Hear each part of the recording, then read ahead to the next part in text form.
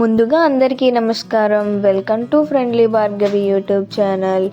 ఈరోజు రెసిపీ వచ్చేసి కలిమిందల కూర ఎలా చేసుకోవాలో చూద్దాం. చూడడానికి మష్రూమ్స్ ముక్కల్లా కనబడుతున్నాయి, కానీ అది కలిమింద అంటాం మేము. సో మాకు పడింది ఇది వలలో. సో చూస్తున్నారు కదా, చాలా ఫ్రెష్ కలిమింద. మీరు మీ ప్రాంతంలో ఏమని అంటారో కామెంట్ సెక్షన్లో కామెంట్ చేయండి. మేమైతే దీన్ని కలిమింద అంటాము, కొంతమంది గోను సంచులు అని కూడా అంటారు. సో దాన్ని మనం ఫ్రెష్గా కోసుకొని వేడి నీటిలో ఉడకబెట్టుకున్నాం. ఇప్పుడు కర్రీకి కావాల్సిన మసాలా దినుసులు ధనియాలు, వెల్లుల్లిపాయ, జీలకర్ర, ఆలికలు ఉంటే చాలు.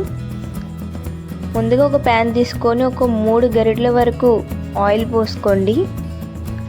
అండ్ మీడియం సైజ్ ఆనియన్స్ ఒక 4 తీసుకోండి.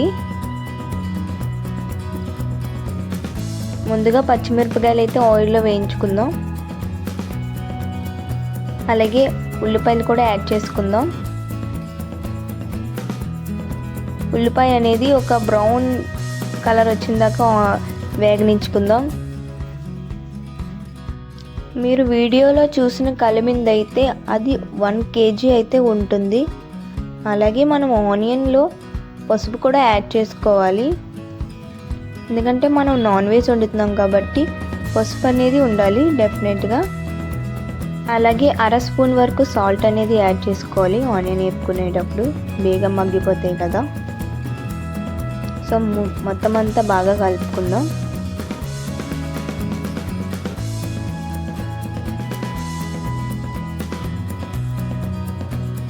చూస్తున్నారు కదా, ఈ విధంగా మొత్తం అంతా కలుపుకొని ఒక గోల్డెన్ కలర్ వచ్చిందాక వేపుకుందాం. అలాగే 2 రెమ్మల కరివేపాకు అనేది యాడ్ చేసుకుందాం. ఈ కర్రీలో అనేది ఏమి ఇంగ్రీడియంట్స్ వేయ అవసరం లేదు, ఏం పేస్ట్లు కూడా వేయ అవసరం లేదు. ఓన్లీ నేను చూపించిన మసాలా వేసుకుంటే చాలు. అల్లం, జీలకర్ర, లవంగం, ఆలికలు అవన్నీ మిక్స్ అయిన మసాలా. అది మనం ఉల్లిపాయలు వేయించుకున్నప్పుడే వేసుకోవాలి దాన్ని.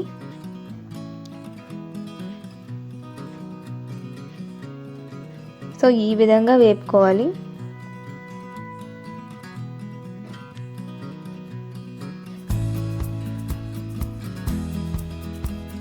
అదేవిధంగా ఒక 3 గరిటెల కారం వేసుకోండి. 3 గరిటెలు అంటే ఒక చిన్న గరిటెలు ఉంటాయి కదా స్పూన్స్, ఆ టైప్ ఆఫ్ స్పూన్స్తో వేసుకోండి. సో చూస్తున్నారు కదా, ఈ విధంగా. నాన్ వెజ్లో కారం ఎక్కువ వేసుకోవాలండి.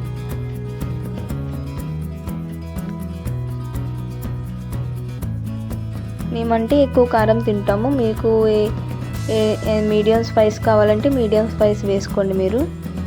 సో చూస్తున్నారు కదా, ఈ విధంగా మగ్గిపోయిన తర్వాత మనం ముందుగా కోసి ఉంచుకున్న కలిమిందలు అయితే యాడ్ చేసుకోవాలి. నేను ఆల్రెడీ ఇవి బాయిల్ చేసినవే, కడిగేసి బాయిల్ చేసినవే.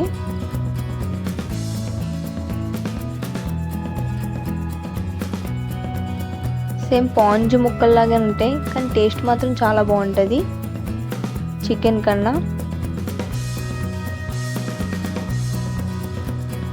మార్కెట్లో కాస్ట్ కూడా ఎక్కువ ఉంటుంది, కేజీల లెక్కలో అమ్ముతారు. చిన్నవి కూడా ఉంటాయి, ఇలాంటి పెద్దవి దొరకాలంటే కొంచెం రేర్గా ఉంటాయి. సో ముందుగా మనం సాల్ట్ వేసుకున్నాం కదా, మళ్ళీ ఇంకొకసారి 1/2 స్పూన్ సాల్ట్ అనేది యాడ్ చేసుకోవాలి కలిమిందలు వేసుకున్న తర్వాత.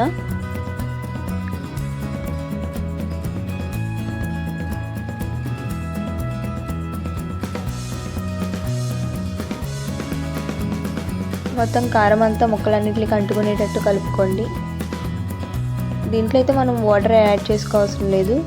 ఇందాక అల్లం వెల్లుల్లి వేసుకున్నాం, ఇప్పుడు అల్లం జీలకర్ర మొత్తం పేస్ట్ ఇప్పుడు యాడ్ చేసుకున్నాం. అల్లం వెల్లుల్లి సపరేట్గా యాడ్ చేసుకున్నాం. అది ఆనియన్స్ ఫ్రై చేసిన తర్వాత ఇది జీలకర్ర, లవంగం, ఆలికలు, ధనియాలు, వెల్లుల్లి మొత్తం మిక్స్ చేసిన పేస్ట్ అది మాత్రం ఇవి యాడ్ చేసుకుని కలిమిందలు యాడ్ చేసుకున్నప్పుడు వేసుకోవాలి. పేస్ట్ చేసుకొని దీంట్లో అయితే ఎక్కువ వాటర్ ఏం అవసరం లేదు. మనం ఏదైతే పేస్ట్ చేసుకున్నామో ఆ కప్పుతోటే 1 కప్పు వాటర్ వేసుకోండి. చూస్తున్నారు కదా, ఈ విధంగా వేసుకున్న తర్వాత మూత పెట్టుకొని ఒక 5 నిమిషాల తర్వాత ఈ విధంగా అయితే ఉంటుంది. చూసారు కదా, యాస్టీజ్ మాంసం కూరలాగే కనబడుతుంది, కానీ మాంసం కూర కన్నా చాలా బాగుంటుంది. అప్పటికప్పుడే పట్టుకొచ్చిన కలివింది కదా. ఇంకేమైతే మీరు కూడా మీ ఇంట్లో ట్రై చేయండి. ఈ విధంగానే రెసిపీ అనేది పర్ఫెక్ట్గా వస్తుంది అండ్ టేస్ట్ కూడా చాలా బాగుంటుంది. ఎప్పుడైనా మీకు ఈ కలివింద దొరికితే ఇలాగైతే ట్రై చేయండి. కర్రీ సూపర్ అంటే సూపర్గా ఉంటుంది. మీ ఇంట్లో కూడా ట్రై చేయండి. మరో వీడియోతో మళ్ళీ వస్తా. సబ్స్క్రైబ్ చేసుకొని ఉంచుకోండి.